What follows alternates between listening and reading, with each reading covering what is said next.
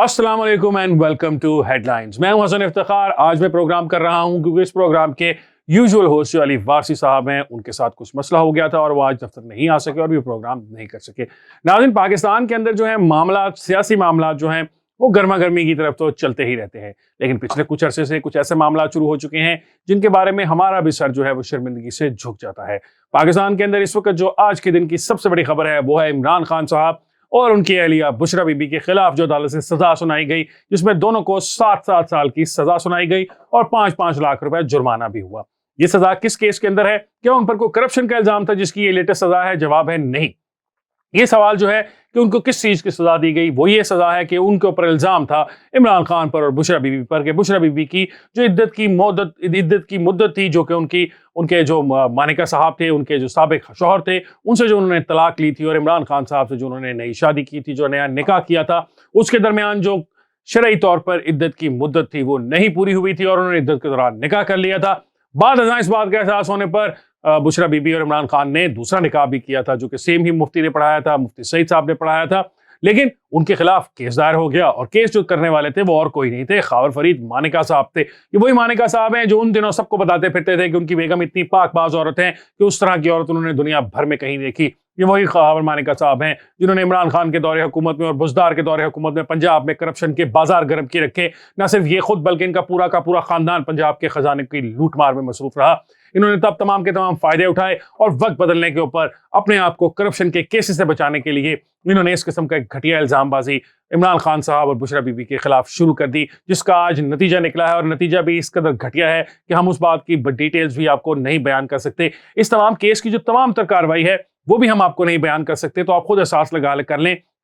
कि किस किस्म का केस था, इसमें लीगल फाइंडिंग्स कितनी होंगी और बाकी मैलिफाइड इंटेंशंस जो हैं रियासत के इदारों की वो कितनी होंगी। इमरान खान साहब जो हैं उन पर लाखों इल्जामात हैं। इमरान खान साहब 9 मई के मुकदमात या जो तमाम वाकयात थे उनमें भी यकीनन मुलविस रहे होंगे। इमरान खान साहब जो हैं उन्होंने तोशाखाना से भी लूटमार यकीन की और उनको जो सजा हुई वो साबित भी हुई। इमरान खान साहब पर 190 मिलियन पाउंड का जो अल कादिर ट्रस्ट का केस है, यकीनन वो भी एक ओपन एंड शट केस है और उसके अंदर भी इमरान खान साहब की जो एहलिया हैं उन्होंने जो माल कमाया मलिक रियाज साहब को एक रिलीफ दिलवाने के लिए और दीगर अफराद ने उस केसेस के अंदर जो माल कमाया और इमरान खान साहब की इजाजत से सब कुछ किया गया, वो भी सबके सामने है। तो सबके होते हुए इस किस्म की घटिया किस्म का इल्जाम इमरान खान साहब पर, और उसका न सिर्फ इल्जाम की हद तक ही नहीं बल्कि उसकी अदालती कार्रवाई और कार्रवाई भी ऐसी कि जिसके अंदर तमाम तर कानूनी तकाजे भी पूरे नहीं किए गए और आखिरकार इमरान खान साहब और उनकी अहलिया को PPC के तहत सजा सुना दी गई।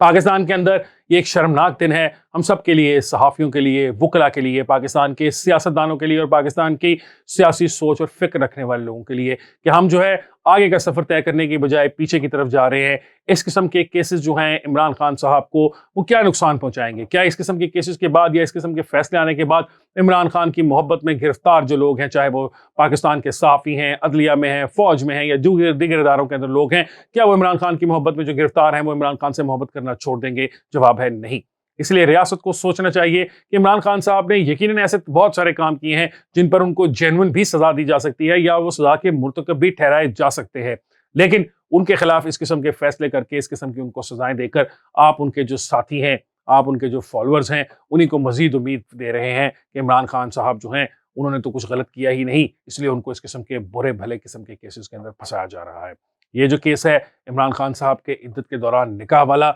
इसको किसी सूरत भी पाकिस्तान की अदालतों के अंदर नहीं चलना चाहिए। तो और हम उम्मीद करते हैं कि जब पहली भी किसी भी अदालत के अंदर ये जाएगा, चाहे वो हाई कोर्ट के अंदर जब भी इसकी अपील दायर होगी, तो इस केस को उठाकर बाहर फेंक दिया जाएगा, क्योंकि ना तो ये अच्छा प्रेसिडेंट सेट करता है और ना ही पाकिस्तान के अंदर सियासत को इस लेवल पर ले जाना चाहिए जहाँ सियासतदान की जो ज़ाती ज़िंदगी है, ज़ातियात जो है, उसके बारे में इस किस्म की गुफ्तगू की जाए और टेलीविजन पे किया जाए। मैं ये बिल्कुल नहीं कह रहा कि इमरान खान साहब को दूध के धुले थे और वो दूसरों के साथ इस तरह नहीं करते थे। हो सकता है कि इमरान खान साहब को मौका मिलता और उनके किसी मुखालिफ को इस तरह फंसाया जाना चाहता, तो इमरान खान साहब भी अपने मुखालिफ को फंसाने के लिए इस किस्म की हरकतें ज़रूर करते। लेकिन हमें कहीं पर तो लाइन ड्रॉ करनी है और हम नया दौर के प्लेटफॉर्म से आज आपको ये बता रहे हैं कि हम एज बतौर इदारा और मैं एज बतौर सहाफ़ी इस बात को तस्लीम नहीं करता कि इमरान खान साहब के खिलाफ जो आज केस का फैसला आया है वो किसी सूरत आना चाहिए था और वो खुशाइंद फैसला है। प्रोग्राम के दूसरे हिस्से में हम बात करेंगे पाकिस्तान मुस्लिम लीग नून की और उनकी आने वाले इलेक्शंस के अंदर, जो हफ्ते के अंदर एक तकरीबन इलेक्शंस हैं, हफ्ते से भी कम दिन रह चुके हैं, उसके अंदर उनकी परफॉर्मेंस क्या होगी। اس وقت پنجاب کے اندر جو مقابلہ ہے میدان خالی ہے پاکستان مسلم لیگ نون کے لیے. تقریباً پاکستان تحریک انصاف کی جو چیدہ رہنما ہیں وہ تو الیکشن لڑ رہے ہیں، لیکن میجورٹی آف دا پیپل جو ہے یا تو وہ بھاگے ہوئے ہیں یا وہ انڈر گراؤنڈ ہیں یا وہ گرفتار ہیں. ایسی صورتحال میں ایسا بالکل مشکل نہیں نظر آتا کہ پاکستان مسلم لیگ نون ہے وہ پنجاب میں ایک اچھی اپنی کارکردگی دکھائے، پنجاب کے اندر اچھی اپنی ان کی سیٹیں نکل آئیں. اور اس کے اندر جو سب سے اہم بات ہے وہ یہ دیکھنے والی ہے کہ پنجاب کے جو اربن سینٹرز ہیں، گجرانوالہ ہو گیا، لاہور ہو گیا، اس طرح کے جو دیگر بڑے اربن سینٹرز ہیں ماں سوائے راولپنڈی کے، جہاں پر شاید پاکستان تحریک انصاف کو بھی کچھ سبقت حاصل ہوگی، تمام کے تمام جو باقی بڑے سینٹرز ہیں، فیصل آباد ہے، لاہور ہے، گجرانوالہ ہے، وہ اس وقت پاکستان مسلم لیگ نون کے پاس واپس جاتے نظر آ رہے ہیں. اس کے اندر دو وجوہات ہیں. ایک تو نواز شریف صاحب کے پاکستان آنے کے بعد مسلم لیگ نون کا جو گراف ہے وہ بہت زیادہ اوپر چلا گیا ہے. مسلم لیگ نون کو میاں نواز شریف کے پاکستان واپس آنے کے بعد تقریباً 7 سے 8 پوائنٹس کی جو برتری ہے وہ حاصل ہوئی ہے. تو پہلے ان کے پاس جو تقریباً 24 یا 23% کے قریب لوگ تھے جو ان کے لیے ووٹ کرنا چاہتے تھے، اب وہ تقریباً نیک ٹو نیک کھڑے ہیں عمران خان صاحب کے ساتھ. اور میں آپ کو یہ بتا رہا ہوں کہ جب الیکشن کا رزلٹ آئے گا تو آپ دیکھیں گے کہ نواز شریف صاحب کا جو کرزما تھا وہ ان کے اپنے ووٹر کو ووٹ ڈالنے کے اوپر مجبور کرنے کے لیے تیار کر گیا. وہ لوگ جو شہباز شریف صاحب کے دور حکومت میں اور پاکستان کے اندر جو پی ڈی ایم کی حکومت تھی اس سے دل چھوڑے بیٹھے تھے، ان کو نواز شریف صاحب کی آمد نے بہت بڑا ایک جولٹ دیا ہے. آپ فیصل آباد کے جلسے دیکھیں نواز شریف صاحب کے، آپ سیالکوٹ کے جلسے دیکھیں، اور آج گجرانوالہ کا جلسہ بھی آپ دیکھ سکتے ہیں. ہر طرف جہاں پہ بھی نواز شریف صاحب جا رہے ہیں ان کا جو ووٹر ہے، پاکستان مسلم لیگ نون کا جو ووٹر ہے وہ ان کو کھلے دل سے قبول کر رہا ہے. اور یہ بات جو ہے بہت سارے جو پاکستان تحریک انصاف کے سے محبت رکھنے والے تجزیہ کار ہیں ان کو بھی سمجھ نہیں آ رہی. ہم بہت عرصے سے آپ کو یہ بات سمجھاتے رہے ہیں کہ پاکستان کی سیاست جو ہے وہ تقسیم ضرور ہے لیکن عمران خان صاحب واحد حقیقت نہیں ہے. عمران خان صاحب پاکستان تحریک انصاف کو خیبر پختونخوا میں سنگل لارجسٹ پارٹی بنانے کے اندر کامیاب ہو چکے ہیں. وہاں پر ان کا دور دور تک کوئی مقابلہ نہیں ہے. لیکن پنجاب میں کھیل بالکل مختلف ہے، اور مختلف کھیل کے اندر جب نواز شریف صاحب کی انٹری ہوئی اور عمران خان صاحب کو جیل بھیج دیا گیا تو مسلم لیگ نون کا پلڑا بھاری ہو گیا. آج کے پروگرام کے لیے اتنا ہی ہے. آپ سے انشاءاللہ ملاقات ہوگی ایک اور پروگرام کے ساتھ. مجھے حسن افتخار کو دیجیے اجازت. اللہ حافظ.